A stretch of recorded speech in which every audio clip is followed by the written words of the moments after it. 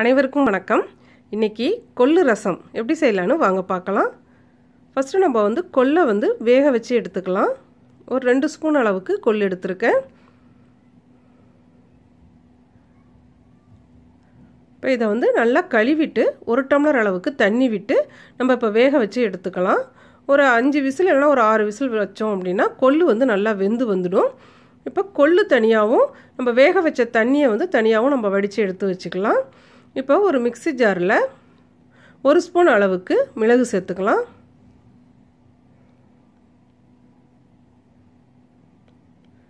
ஒரு ஸ்பூன் அளவுக்கு ஜீரகம்,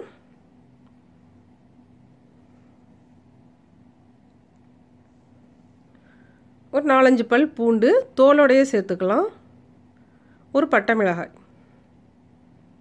இது கூட நம்ம வேக வச்ச கொள்ளையும் இது கூட சேர்த்துக்கலாம்.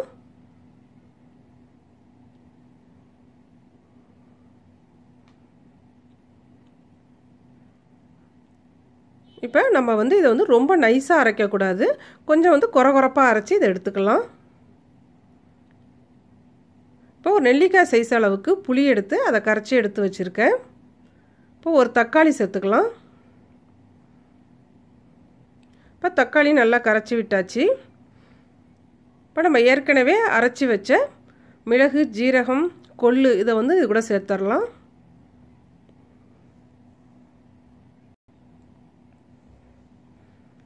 அரை ஸ்பூன் அளவுக்கு மஞ்சத்தூள் சேர்த்துக்கலாம். 4 பச்சை மிளகாய் அதை இதுமாரி உடச்சிட்டு இதில் போட்டுக்கலாம். உங்களுக்கு எந்த அளவுக்கு காரம் தேவையோ அந்த அளவுக்கு பச்சை மிளகாய் சேர்த்துக்குங்க.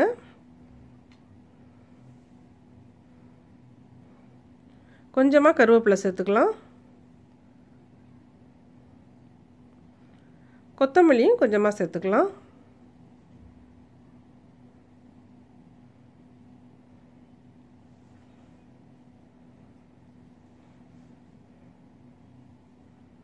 இப்போ இந்த ரசத்துக்கு தேவையான அளவு உப்பு சேர்த்துக்கணும்.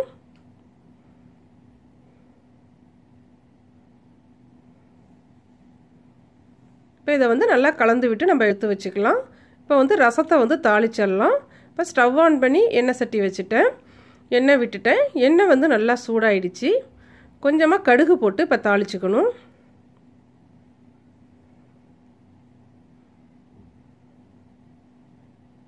இப்போ கடுகு நல்லா பொரிஞ்சு வந்துட்டு கொஞ்சமாக ஜீரகம் சேர்த்துக்கலாம்.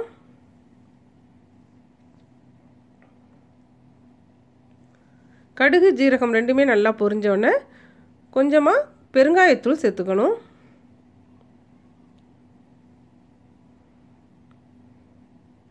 இப்போ ஏற்கனவே கரைச்சி வச்ச புளி தண்ணியை இதோட சேர்த்துடலாம்.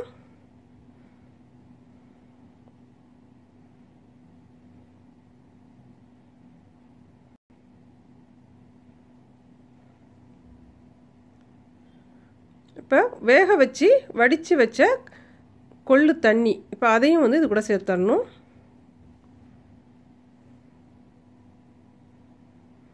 சேர்த்துட்டு இப்போ ரசம் லேசாக இந்த மாதிரி நுர கட்டி கொதித்து வர்றப்ப நம்ம ஸ்டவ்வை ஆஃப் பண்ணிடணும். ரசம் ரொம்ப கொதிச்சிடக்கூடாது. இப்போ நல்லா நுர வர ஆரம்பிச்சிட்டு